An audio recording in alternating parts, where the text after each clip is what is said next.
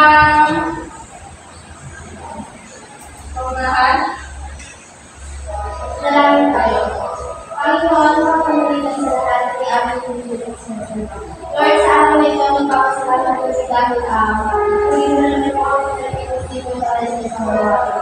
Lord, sa araw na ito, kung muna ako sa mga isa bawat isa, ay naging po aming tulong. Magkaroon po sa nanang, natalimuhan lakas, Lord God, kung sa ganon, maging successful po ang kanilang pagdating. Gagawin po kami talaga po ni Lord God. Salamat po ang isang dalangin mo sa mga Jesus. Ayan. Muli, magandang umaga, class. Magandang umaga, guro. Yan, bago kayo po ay pakiayos muna inyong mga upuan at pakipulit ng mga kalat na nasa ilaw ng inyong mga mesa. May lumitan ba sa ating klase? Ready? Wala po, ma'am. So yan, mabuti naman ang mga kasabay kayo lahat sa ating talakay ngayong araw. Ngayon ay magkakaroon tayo ng unang gawain na pinamagatan, ugnayan, tanong-sagot. Handa na ba lahat, class? Yes, ma'am! Ayan, kung handa na ay pakibasa ang ating panuto. Althea? Sa pamamagitan ng Word of Things, kung sino ang ituturo ng araw at siyang sasagot sa katanungan na naging handa ng guro. Sa bawat tanong na ito ay magkakaroon kayo ng angel na inyong iipunin sa bawat angel na iyon ay may karapatan. Ayan. Batid ko handa na lahat, hindi ba? Yes, ma'am. Ayan, dito na ating subinuin. Sino kaya ako na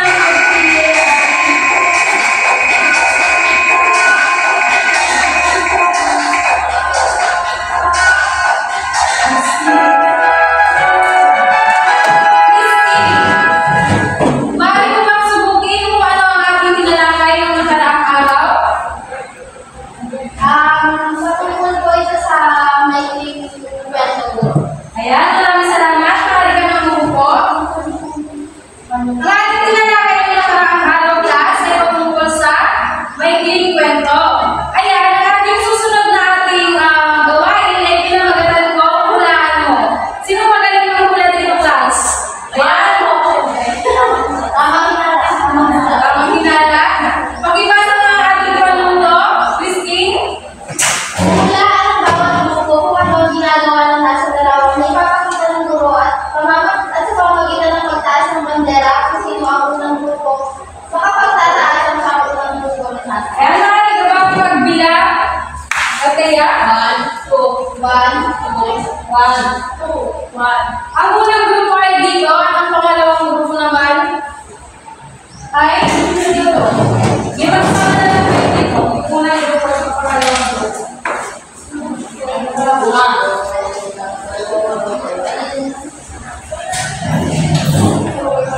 Hula lang ninyo kung ano ang nasa larawan na ipapakita ng class. Handa na bang lahat? Yes, ma'am! Ang unang makapagtataas ay siya unang makakuha ng isa sa mga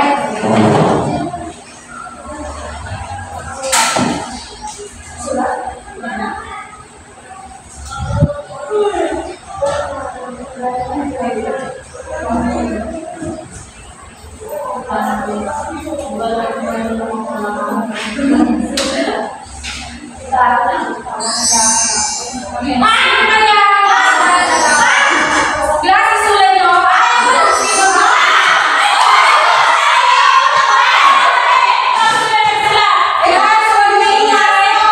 Ang unang grupo na kapag-unang nagtataas ay Yellow! okay, pagbigyan natin ng pangalawang grupo. Magellan nga ba?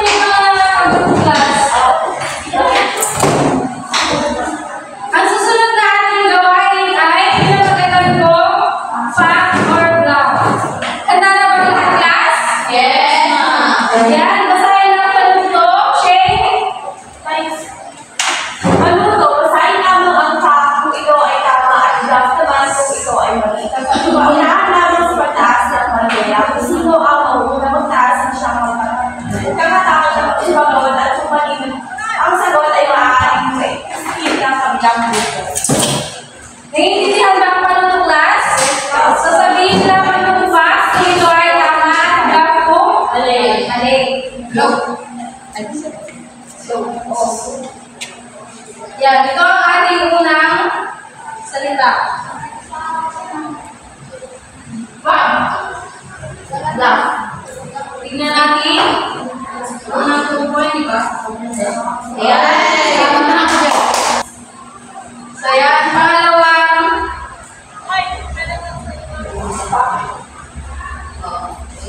Unang grupo. Parang walang energy ang group to. Tignan natin. Ali. Wala na nakuha na. Oy, taas. Ayan, tama.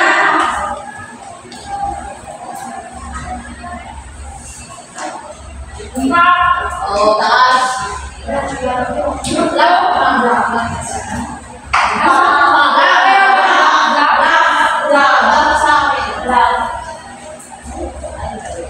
Wala na nakuha.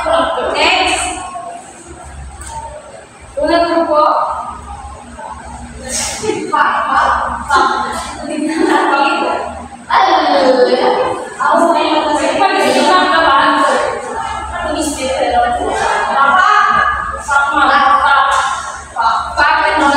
natin.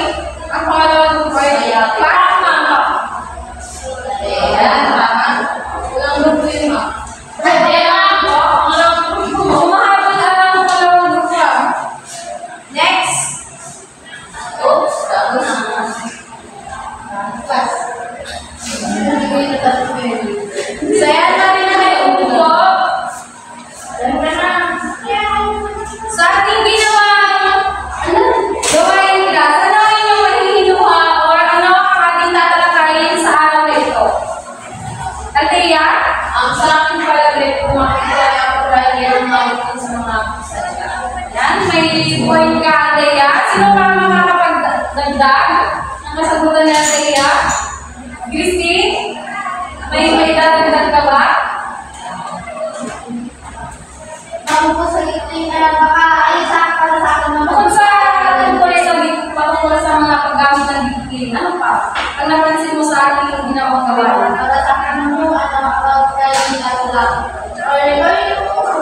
Kaya sa Rizal? Ayan. Ang inyong mga naging kasagutan ay may kinalaman sa ating tatalakayan sa araw na ito na patungkol sa ang tunay na kuloro. At may kinalaman dito si Jose Rizal, si Lapu-Lapu, sino pa magamit ng dikitin, wala si Magella. May papanood ako dito video at mag-take note lang sa akong ano yung mga mahalagang impormasyon na inyong makikita sa ating video. So, ito na ating mag-inform.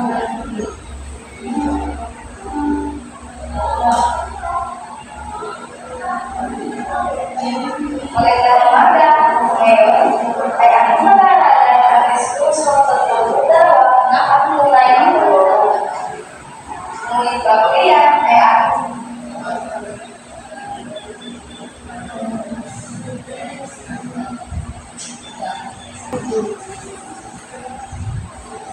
magandang umaga. Ngayon, ay aking mag-aalala ang diskurso sa pagdudarawa na patunay ng kuloro. Last one kayo na masagutin. Sana ay mga katanungan na aking inyanda.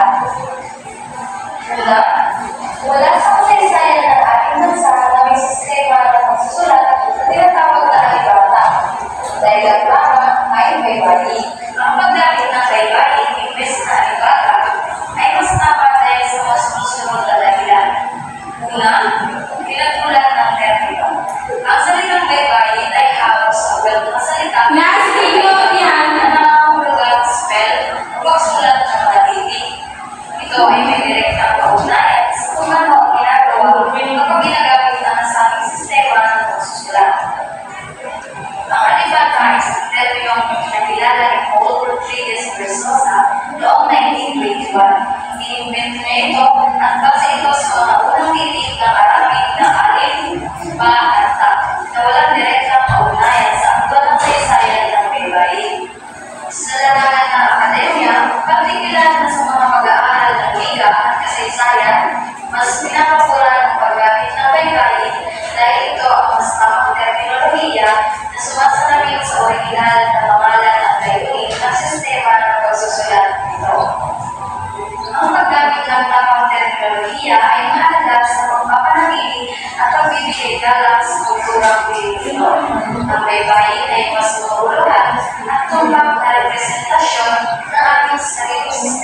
ng pagsusulat.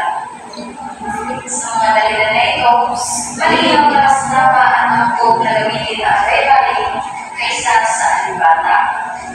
Bakit sinasabi, ang tunay na kawawayan ng Pilipino dito ay hindi si Rizal, dahil biktima lamang siya ng kolonyal na emosyon. Sinasabing biktima si Jose Rizal at hindi kaaway ng Pinoy Pilipino dahil sa mga sumusunod na dahilan. Una, ang konteksto ng panahon. Sa panahon ni Rizal, ang Pilipinas ay nasa ilalim ng kolonyal na pamamahala ng Espanya. Ang dominanting wika ng edukasyon, pamahalaan at relihiyon ay Kastila. Dahil dito, ang paggamit ng Kastila ay hindi likas na magdalito sa sariling wika, kundi bahagi ng kontekstong kolonyal na pinasasagahan ni Rizal. Pangalawa, ang misyon ni Rizal. Isa sa mga layunin ni Rizal ay ang pagkaisa ng mga Pilipino laban sa paglapi at kolonyalismo. Ginamit niya ang wikang Kastila upang may parating ang kanyang mga ideya sa mas malawak na saklaw, lalo na sa mga eluhan ng Pilipino at Kastila ang nakaunawa ng kalagayan ng Pilipinas. Ang pagsulat niya sa Kastila ay stratehikong hakbang para makuha ang suporta at atensyon ng mga tao sa loob at labas ng bansa. Bagaman nagsulat si Rizal sa Kastila, hindi na nakapulugang tinagdihan niya ang wikang Pilipino. Ang kanyang mga akda ay patunay sa kanyang kamalihang gumamit ng iba't ibang wika kabilang na Tagalog, Bisaya at ibang lokal na wika bilang pagpapakita ng kanyang paggalang at pagmamahal sa mga ito. Sa buwan, si Rizal ay tinuturing na biktima ng mga pangyayaring kolonyal na nagpilit sa niya Tingnan yung mga mahalagang bagay. upang maglaban para sa kalayaan at karapatan ng mga Pilipino. Bakit sinasabing lipunan ng pagsawang-sabi? Ang salitang sawang-sabi ay tinuturing ng lula sa ilang konteksto dahil sa katangian ng dalawang salitang bumubuo nito. Walahin natin ang pagkakapareho ng pangyayaran. Ang salitang sakon ay nagmula sa salitang sakon ay sakon ay pinagkanyo ng sakon sa labot na nangangahulugan ng pag-uwi o sari-sari. Ang sari naman ay nangangahulugan ng iba't ibang klase o halo-halo. Sa madaling salita, pareho ang pagkahulugan ng sakon at sabi. Kaya ang pagsasama ng dalawang salitang ito ay nagre-resulta sa pag-uwi ng pareho o idea. Ang sakon-sari ay maaaring ituloy dahil sa pagkakapareho ng kahulugan ng sakon at sari. Ngunit ang paggamit nito ay nagdulot ng mas matindi at malinaw na pagpapahayag ng ideya ng iba't ibang klase o uri ng mga bagay. Ang tuloy ay mahalaga sa pagpiyano ng isang pangahulugan ng mga salita sa wikang Pilipino. Tunay ang pagkakaiba ng kahulugan. Maraming salita sa Pilipino ang may parehong baybay, ngunit magkaiba ang kahulugan. Depende sa gaya ng Pilipino at katastasan. Bakit kailangan maging maingat at masinag sa paggamit ng mga salita sa influensya ng mass media? Dahil ang paggamit ng maingat at masinag sa paggamit ng mga salita sa influensya ng mass media ay mahalaga dahil sa mga sumusunod na dahilan. Una, pagkalat ng maling information. Alam naman natin na ang mass media ay may malaking kakayahan na magpanagat ng informasyon sa malawak na sanggaw ng tao. At pagbuo ng opinion ng publiko, malaki ang influensya ng mass media sa pagbuo ng opinion ng publiko. At pag-iwas sa pag-aalap ng emosyon. Ang kasalita ay may kapangyarihang magkilos ng emosyon. At hindi maingat sa paggamit ng masalita ay maaaring magtulog ng tao dahil pagbuot sa mga tao. Pagpapanatili ng kredibilidad. Ang mass media ay nakasalalay sa pagtiwala ng publiko at pag-unawa sa iba't ibang kultura at konteksto. Ang mass media ay naglilingkod sa isang malawak at pagkakaibang audience. Ang maingat na paggamit ng salita ay nagpapakita ng respeto sa iba't ibang kultura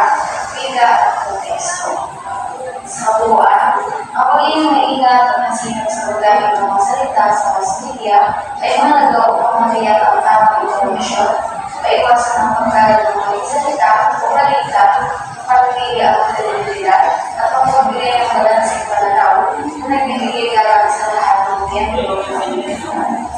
Bakit hindi dapat basta-basta magamit ng in, I, O, at you?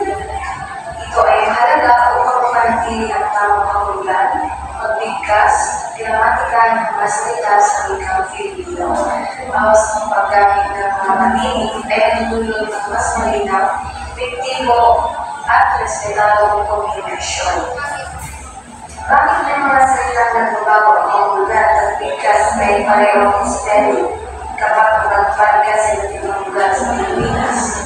Halimbawa nito, ang salita ito ay maaaring makahulugang 7 kapag may tignaman sa unang pagting tulad ng pinto, ito naman ay isip.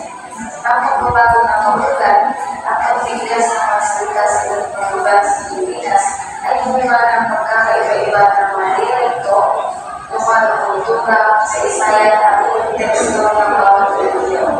Ang yaman ng wika sa Pilipinas ay magpapakita ng pagkakaiba-iba at kagandahan ng ating kultura at pamahalaan. Dapat mag-iingat sa paggamit ng definition dahil may mga salitang nagbabago ang kahulugan. Halimbawa, bali-balita, ito ay rumors, ay iba sa balita or news. At tao o person versus tao-tao, ito naman ay mannequin or video. Mahalaga ang linya na paggamit ng definition upang iwasan ang hindi pagkakaunawaan at upang panatili ang tamang kahulugan ng mga salita sa loob ng pag-uusap. Ang tamang paggamit ng wika ay hindi ang malinaw at epektibo ang komunikasyon. At dapat mag-ingat sa maraming mga kalawak ng mga salita o wika at ang mahalaga ay tama at wala ay virus. Tama ito, mahalaga mag-ingat sa paggamit ng mga salita at informasyon mula sa mass media o social media at ito mga kanyang ng komunikasyon dahil sa paglalaan ng fake news o maling balita. Mahalaga ang mag-iingat at pagiging kritikal sa paggamit ng wika at informasyon upang maiwasan ang paggamit ng fake news at mapanatili ang katotohanan at tiwala sa lipunan. Yun lamang, sana ay marami kayong natutuhan. Yan lahat ba yung nakinig sa ating video presentation class? Yes, ma'am. So yan, kung nakinig kayo, ay maaari ba maglabas kayo ng may niyandang ako dito class? Sabihin kung ano ang ilahad mo sa iyong papel kung ano ang iyong nalaman, natutuhan, at kung ano ang masasabi mo sa ating tinalakay ngayong araw na ito. Naiintindihan ba, class? Yes, ma'am. Kaya, maaari na kayong magsimula.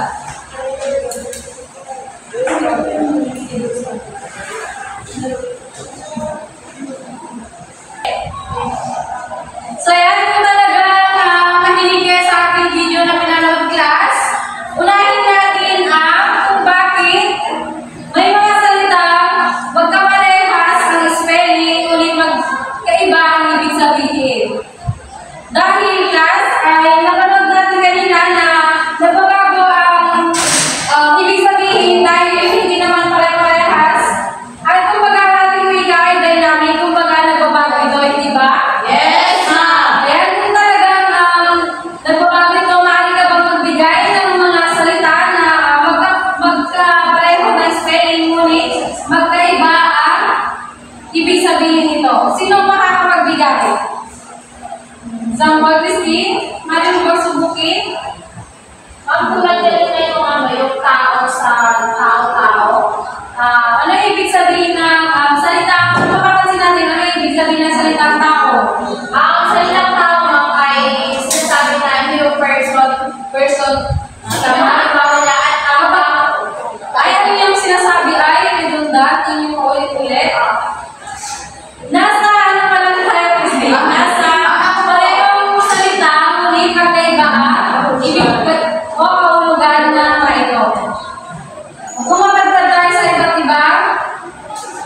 lugar. Ang tulad na halimbawa na tubo sa tubo. Ang tubo po ay yung pagtubo ng mali ko bang ulitin ang iyong pagbigkas ng unang salita? Tubo. Tubo. Ano ang ibig sabihin ng tubo? Tubo. Tubo. Ito po yung pagtubo ko ng halaman. At ang pangalawang salita na yung binanggit ay tubo. At ang tubo, ito po yung tama. Maraming salamat. Ay, yung apa. Tubo. Christine. Paso, tapos yung paso, yung paso. Yan, maraming salamat, Christine. Christine, maraming bang sabukin? Puno tapos puno. Yung puno, yan ang kahoy. Yung kahoy pag puno, ibig sabihin kung maapaw marami. Yan, maraming salamat. Kipri. Loren. Kung ano man yung baka tapos baka. Yung baka, yung hayop na baka tapos yung baka. Yan, maraming salamat. Christine. Mahigit, subukin. Ipit. Ipit. Kasi yung ipit na ipit. Isang ipit na focus. Mukha na yun, di ba? Yes. Magbigkas. Kasi ipit.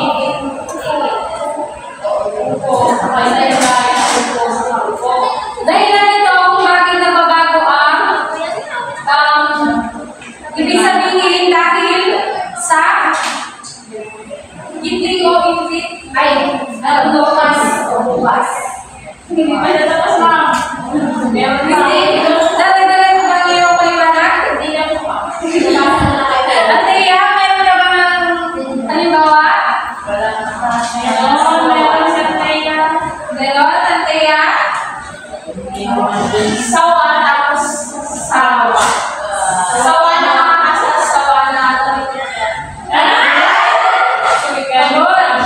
Ayan, klase, intindihan ba ang pagkakaiba ng hayop? Sabihin, meron ka ba? Halimbawa? Upo sa kaupo. Yung upo, yung gulay na wala na po. Kasi upo. Opo, tapos yung ang upo, yung upo. Ayan, naiintindihan ba ang pagkakaiba ng mga salitang gas? Ayan. At ang pangalawa naman kung bakit hindi pwede paghiwalayin ang samot-sari. Bakit nga ba hindi pwede paghiwalayin ang samot-sari na salita? Steve? Kasi yung salitang sound isa lamang isang sari. Kaya pinagsama lang yung sound sari kasi yung sound sari nagsama tayo yung isang word na nila. Halo-halo ang sari ay halo-halo at ang samot ay yung isang salita. Ayan. Bakit nga ba mahalaga din ang paggamit ng holding class? Alam niyo ba ang holding? Yes, ma'am. Bakit nga ba mahalaga ang paggamit nito? Anteya? Mahalaga ito sa pagbasa at pagsulat dahil ito ang nagbibigay din sa tamang paggas ng kahulugan ng salita. Yan, binibigyan nito ng tamang bigkas ang mga salita. At class, bakit sinasabi na si Jose Rizal ay kalaban ng bayan? Sa inyong palagay, sa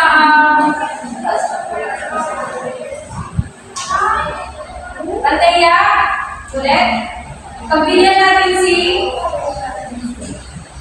Ma'am, para mo sa akin, MJ, para mo sa akin, si Jose Rizal po kasi ay gumamit ng wikang Espanyol sa pagsulat ko. Yan, maraming salamat. Sinasabi kalaban si Jose Rizal ng bayan dahil sa noong panahon niya kasi, hindi ba, ang kanyang ginamit ng mga salita o sa pagsulat ay wikang Kastila. Dahil hindi totoo ang kalaban ng bayan sa Jose Rizal, ngunit biktima lamang siya ng mga kolonyal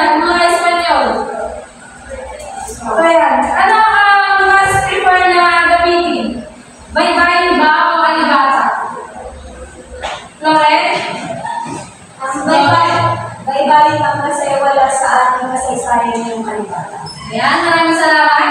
Dahil wala sa kasaysayan natin ang salita, alibata, ngunit ang tama ay baybayin.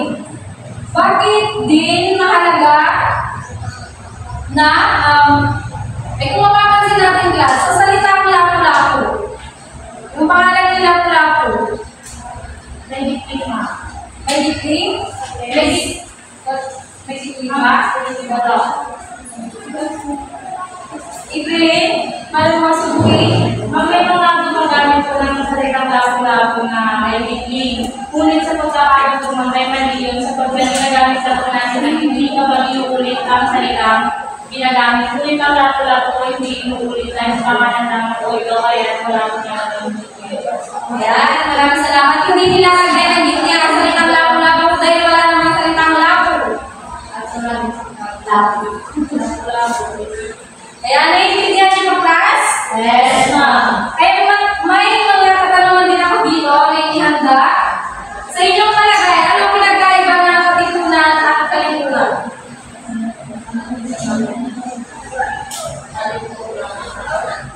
Christine? April, maaari mo subukin? O, Christine. Ano ba naman Christine? Para friend. Ako lang nagalit ko, ako nagkaiba yung katipunan. Kung ang basihan ay? Kalipunan ko, ang basihan ay boyfriend. Kung ang basihan ay? Kung ang basihan ay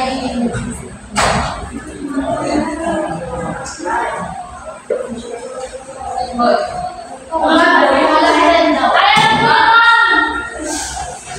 Pagbilin natin si Andrea, April. Ang kalipunan ay isang pangkalahatang termino na tumutukoy sa anumang grupo. Samantala, ang kalipunan ay isang partikular na pangkat na nagsimula bilang isang sa mga sekreto sa Pilipinas noong panahon ng kolonyal social. Ayan, maraming salamat. Nasagot na natin kanina ang salitang nagbabago ko, lugar at bigkas, ngunit pareho ang spelling kung mapadpad ka sa iba't ibang lugar sa Pilipinas. At sa kabuuan class, wala sa kasabi niya kanina, wala sa ating kasaysayan na ating bansa na may sistema ng pagsulat na tinatawag na alibata. Ito ay yan,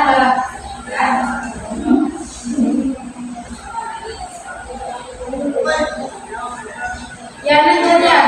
Kung totoo sila redundant, ang samot-sari dahil ang salitang samot ay isa pang salita para sa sari, walang salitang samot.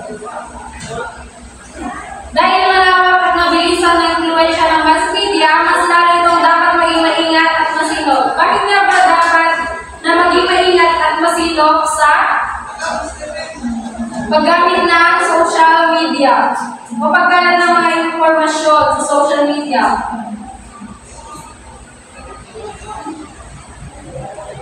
Kaya malubos-bukin.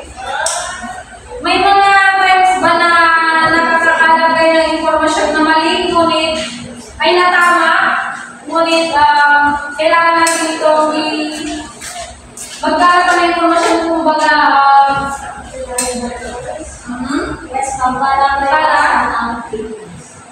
para maiwasan natin fake news at dahil mass media o social media, katulad na lamang ng balita. Di ba kapag nagbabalita ka ba ng maling informasyon, ano ang magiging epekto nito? Maaari may mga tao naniwala mo. Paniwalaan yung mga sinasabi mo ngunit, mapapahamak, di ba? Ayan.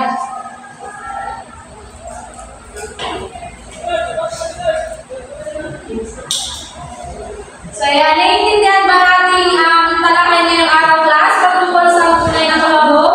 Yes, ma'am! So, ayan, maglabas na papel at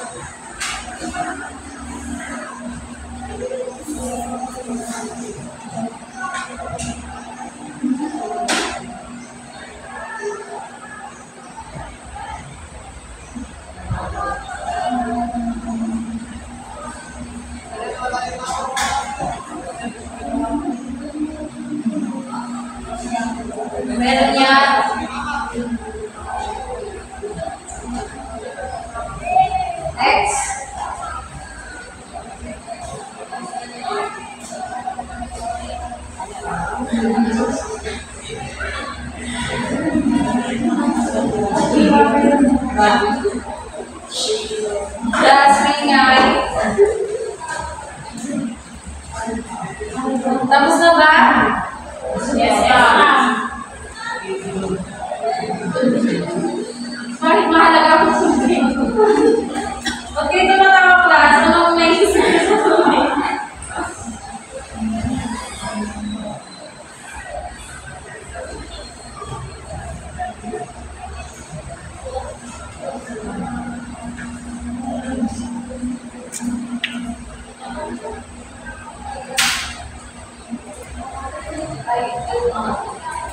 Kung nakinig ganyan po kayo kanina, ma-perfect mo yan. Ano best? Ha? Safe na mo. Hindi kayo magsulat, hindi ka ba nagsusulat? Ako, pag may answer na po ako na.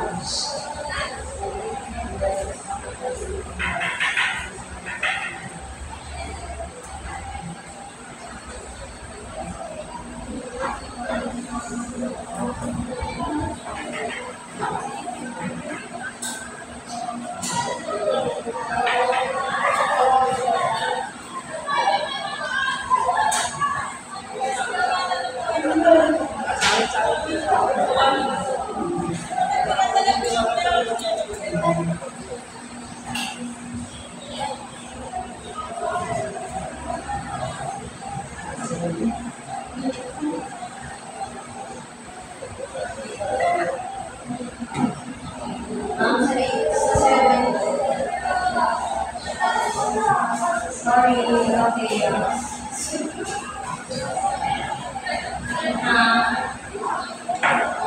Grade natin sa LPA class. Okay na, ano ba yung grade?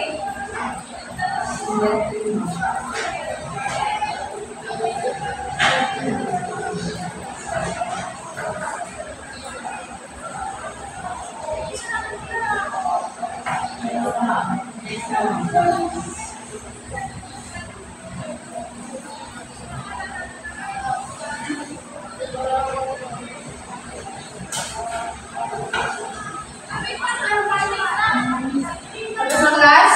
Yes, ma'am. Okay, class. Question.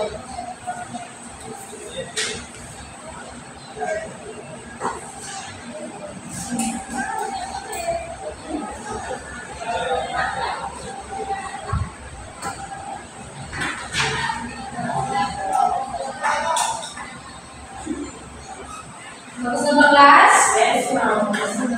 Kaya natin bang ipasa? Tahalakan mo yung alphabet.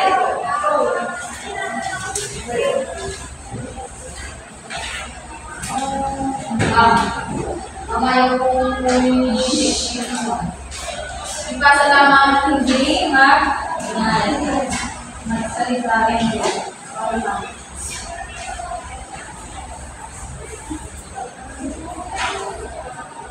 Ayan, sa inyong takda-aralin class, huling gawain natin ay magsaliksik patungkol sa palitang at acting. Naiintindihan ba? Yes, ma'am. Yan, maraming salamat sa pakikibahagi. Muli, magandang umaga.